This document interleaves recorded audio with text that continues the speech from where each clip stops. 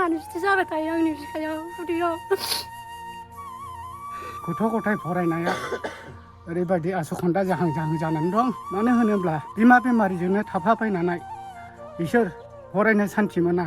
गेदेर गोलावफोरनाव लिडारफोरनाव थांनानै एसे अनसुंथाइफोर खावलायहैबाय नामा मालाबाफोर? खावलायनाया खावलायदोंमोन।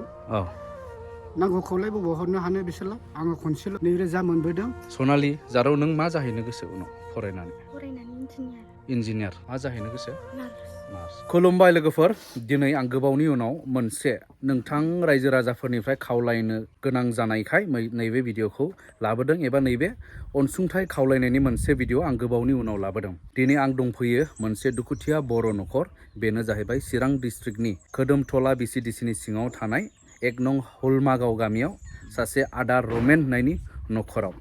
बे न'खरावहाय भुगिनानै दङ सासे न'खरनि आइजो बा न'खरनि सासे बिमाया। दा बे न'खरावहाय बिसोरहा 4 गथ'फोर दं। बिसोरखौ लानानै नारा नाथा संसार जानायाव जुजिगासिनो दङ नैबे न'खरा। दा बिनिखाय बिथांमोना हांख्रायनायखाय आं दिनैहाय नैबे न'खराव सफैबाय आरो नोंथांमोननिफ्राय अनसुंथाइ खावलायनो थाखाय आङो नैबे भिडिअखौ खालामनाय जाबाय। दुखुथिया न'खर नैबेनो नैबे आदानि मोनसे निदानना गोबाव बोसोरनिफ्रायनो भुगिनांनानै सोलिबाय थानो गोनां न'खर। नैबे बाजैनि देहायाव बेमार जानायखाय, बाजैनि मा नाम? हांमा, बाजै हांमा। ओमफ्राय नै बिसोर जाहैबाय बिसोरनि गथ'फोर 3 गथ'फोर बेयाव दं। गासै 4 गथ'नो, देरसिन गथ'आ गुबुनाव थानानै फरायगासिनो दङ आरो।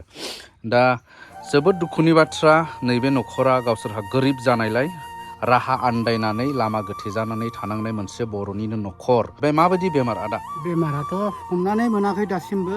बिराद गोबावनिफ्राय नायबोगासिनो बेमारखौ। फिसा डाक्टारजों नायबोगासिनो। डाक्टार गिदिरनाव आं लांनो हायैलाय दाख्लै लास्ट टाइमाव आगस्टिनाव लांदोंमोन। दा हार्टनि माबा जानानै दंना, हार्टनि प्रब्लेम। दा बे डाक्टारा गुवाहाटियाव लांनो थिनदों। बेखौ लांनो हायैलाय आङो आइ आफामोननाव एसे माबा थाइसे थाइनैफोर राहाफोर मोनगोन होननानै आङो लेंहरनाय जादों, खावलायहरनाय जादों। बिनि थाखाय आङो मिजिं थियो आइमोन आफामोनखौ बेमारखौ जाहाथे लांनो आं आसा खालामो मानसिखौ लाखिनो थाखाय। आरो आंनि गथ' गथाय दङ 4 फिसा आङो खांदों। थाखा फैसानि टेनसननि थाखायनो आङो अनेक माबायाव बिपदआव गोलैनानै दं। बिनि थाखाय आङो रायजो राजाफोरनिसिम मोनसे मिजिं थियो आरो दा बेमारिनि थाखायनो गथ' गथाय फरायनाया ओरैबायदि आसखान्दा जाहां जानानै दं।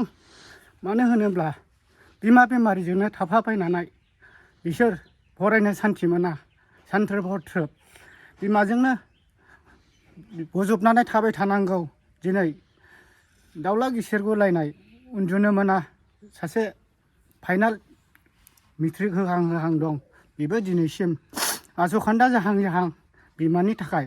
आरो सासे फाइनाल होनाय मेट्रिक पास कलेजाव फरायनाय दं। बेबो ओइ रखम बिमाजोंनो नांथाबनानै दं। स्कुलाव थांनो मोना बिमानि थाखायनो। दा बिमा बेमारिनि थाखायनो मा खालामनो, बेखौ फोथांनो थाखायनो आङो नोंसिनाव अनसुंथाइ मोनगोन आसायै आङो दिनै मिजिं थियो। ख्रेब सानाय। दा बाजैया देहायाव माबायदि मोनो? माबायदि? देहायाव एसे दुरबल मोनो। बिखा सानाय दालाब माइ सौनाय बादि मोनो। जानाय लोंनाय मोना। गथ'फ्राबो उन्दुनो सान्थि गैया। गालाय खुलाय जायो सामफ्रामबो। सामफ्रामबो बिमानि बिदि जाबाय थायो आंनि बिखायाव उदैयाव। हनै आगैमोनहा दं, बिसोरनो गारि भारा मा भारा बिदिनो लांनानै माबाना नायो। थाखा फैसा बिराद खारबाय।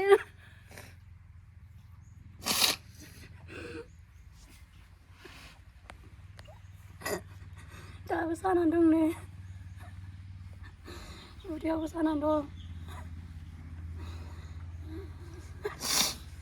मा क्लास फरायो नों? 7 महाय फरायो? सुबाइजाराव। स्कुल फरायनो मोनो दा? माबा लेखा फरायनो मोना मोनाफोराव? फरायनो मोना। मानो? नोंना मा नाम जारौ? सनालि। सनालि। नोंलाय मा क्लास?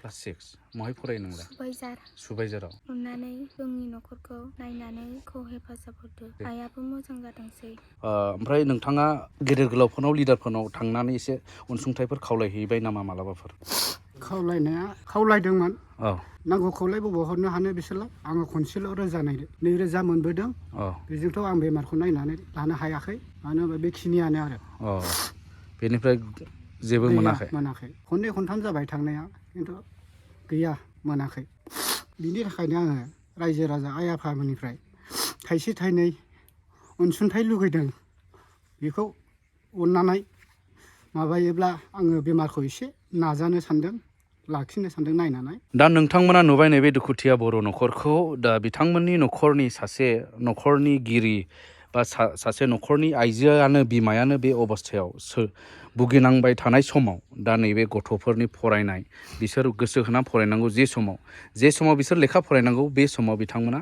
गावनि बिमानि बेमारखौ लोमजानायखौसो नायनो गोनां जोथोन लानो गोनां जादों अब्ला बे बिथांमोननि जिउनि थांखिया जाफुंगोन एबा जाफुङा बिराद साननो गोनां जादों सनालि जारौ नों मा जाहैनो गोसो उनाव फरायनानै इन्जिनियार बिनालिया मा जाहैनो गोसो नार्स दा बेबायदिनो नैबे न'खरनि गथ'फोरहा गोबां सिमांफोर दङ सिमां सुजुनानै दा बे सिमां सुजुनाय समाव बे समाव फरायनायाव गावनि जिउ खांनायाव गोबां खस्थ' गोग्लैनानै दङ नोंथांमोना नुबाय खोनाबाय दा बिनिखाय नोंथांमोनाव खावलायनाया बेनो नोंथांमोननिफ्राय जा हायो एसे एनै नोंथांमोना नैबे बर' न'खरखौ नायनानै नोंथांमोना अनसुंथाइ हरदो नैबे उन्दै गथ' बियादै फिसाफोरनि मोखांखौ नायनानै बिथांमोना फरायगासिनो दं जिउआव गोबां थांखि दं जिउनि थांखिफोरखौ जाफुंहोनो बिथांमोनाबो मोजां सुबिदा एबा मोजां न'खराव थानानै फरायलांनो सुबिदाखौ मोननाय बायदि मानो होनोब्ला बिथांमोना दा बिमानि बेमारनि थाखाय देहा उसुबिदानि थाखाय गावनि फरायनायनि समखौ बिमाखौ जोथोन लानायावसो खाथायनो गोनां जाबाय थादों नोंथांमोना नैबे स्क्रिनाव नुनाय एकाउन्ट नाम्बार बा गुगोल पे फन पे नाम्बारावहाय नोंथांमोना फैसाखौ एबा अननायखौ जि दान हरगोन बेखौहाय नोंथांमोना हरगोन होननानै मिजिंथिनाय थाबाय